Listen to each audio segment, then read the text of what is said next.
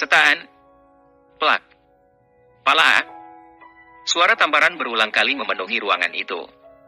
Tampak lelaki setengah baya terlihat sangat marah kepada beberapa orang lelaki berbadan tegap yang berdiri dengan menundukkan kepala mereka masing-masing. Sialan kalian semua. Sia-sia aku memberi kalian makan. Kalian seperti gajah bunting yang hanya tahu makan, makan dan tidur. Hanya tubuh kalian yang besar. Otak kecil kalian itu sudah tertutup oleh lemak. Plak. Plak.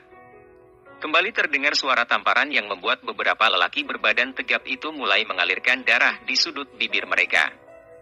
Ampun Tuan Besar, kata mereka serempak sambil mengusap-usap pipi mereka yang kini telah memerah.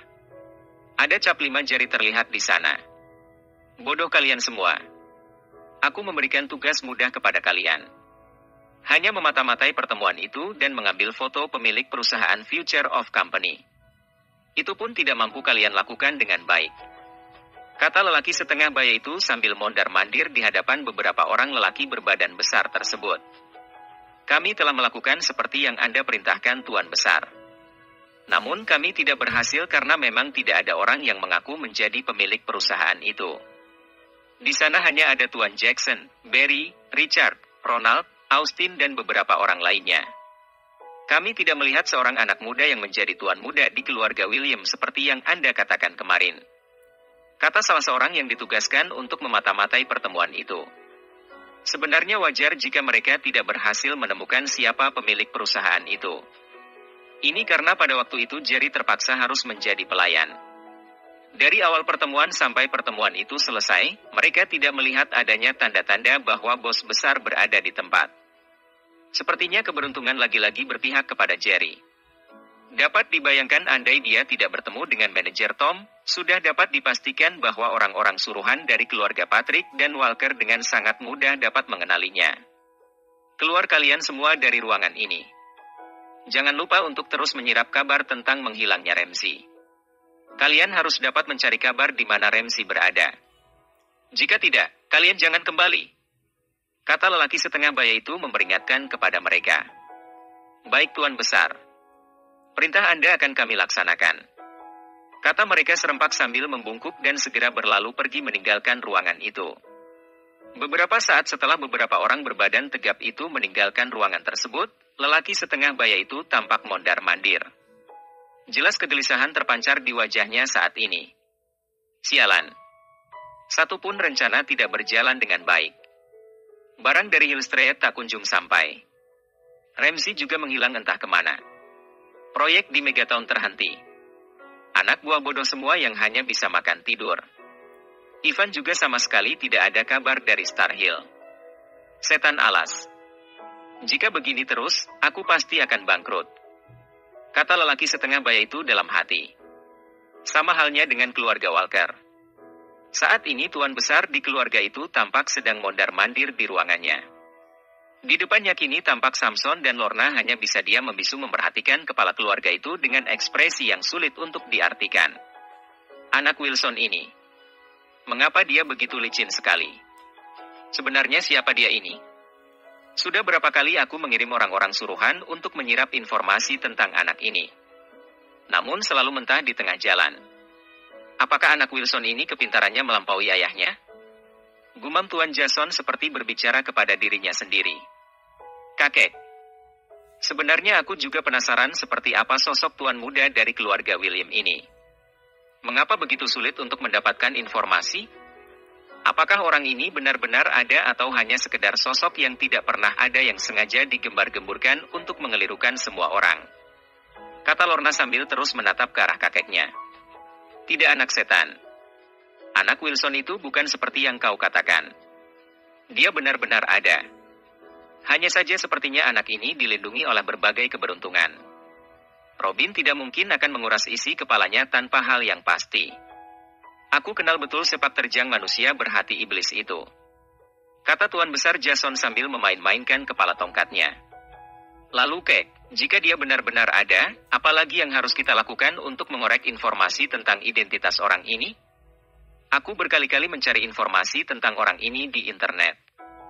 Namun hasil pencarian selalu tidak merekomendasikan sosok Jerry William itu. kata Lorna sambil menggosok-gosok keningnya. Kita tidak boleh patah semangat. Kau harus tetap berada di Star Hill sampai kau bisa menemukan siapa orang yang bernama Jerry William ini.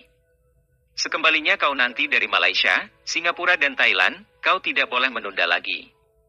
Kau harus segera kembali ke Star Hill. Apa kau mengerti anak setan? Kata Tuan Jason. Siap kakek setan. Kata Lorna sambil membungkuk hormat. Tuh. Terdengar suara ujung tongkat diketuk ke arah ubun-ubun Lorna. Membuat gadis itu menyengir sambil menahan tawa. Bagaimana aku bisa pintar kalau kepalaku setiap saat jadi sasaran ujung tongkat MUK? Kata Lorna bersungut-sungut merajuk lalu keluar meninggalkan ruangan itu. Itulah anak setan. Kerja MU hanya mempermainkan orang tua saja. Merajuk dan merajuk. Hanya itu yang bisa kau lakukan. Teriak Tuan Jason. Lorna tidak lagi memperdulikan teriakan kakeknya. Begitu dia bisa keluar dari ruangan itu, dia segera merasa lega. Lama-kelamaan aku bisa botak di ruangan seperti penjara itu. Setiap kali berada di sana, aku seperti dipaksa harus memeras otak untuk berpikir. Ini semua adalah karena si brengsek Jerry William ini. Sangat menyebalkan. Siapa sih sebenarnya Jerry William ini? Apakah dia juga anak setan? Pikir Lorna dalam hati. Sesampainya di kamar, Lorna langsung mengempaskan tubuhnya di ranjang lalu segera mengeluarkan ponsel. Beberapa hari ini dia tidak mendengar kabar Ivan. Lelaki yang sangat dia rindukan selama berada di Metro City ini. Sambil tersenyum-senyum sendiri, Lorna lalu mendail nomor Ivan. Dia menunggu sejenak sampai panggilan itu terhubung.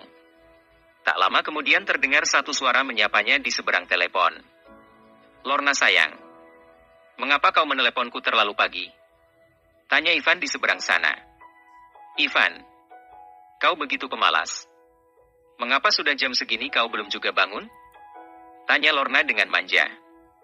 Aku tidak punya kegiatan. Untuk apa aku cepat-cepat bangun? Dasar pemalas. Mengapa kau tidak pergi saja jalan-jalan keluar?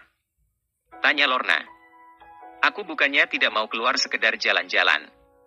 Hanya saja aku takut kalau hatiku tidak kuat melihat begitu banyaknya gadis-gadis di luar sana. Berani macam-macam lihat saja.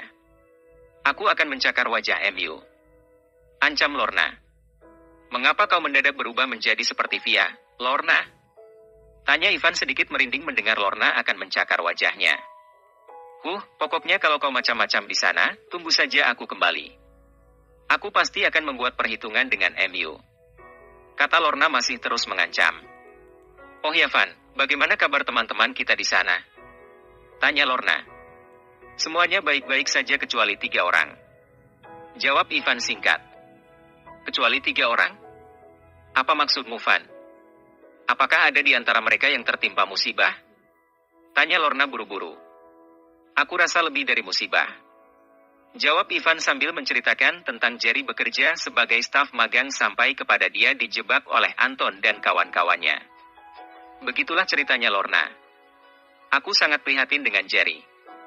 Dia orang baik. Namun selalu ada saja yang tidak menyukai dirinya. Kata Ivan sambil mendesah panjang. Ya aku juga sangat menyesalkan apa yang telah menimpa Jerry. Semoga dia tetap kuat. Kata Lorna yang juga sangat prihatin kepada Jerry. Namun, ada hal-hal yang belum diketahui oleh Ivan bahwa Jerry telah membersihkan namanya di hadapan Lisa dan Megan kecuali Via. Bersambung.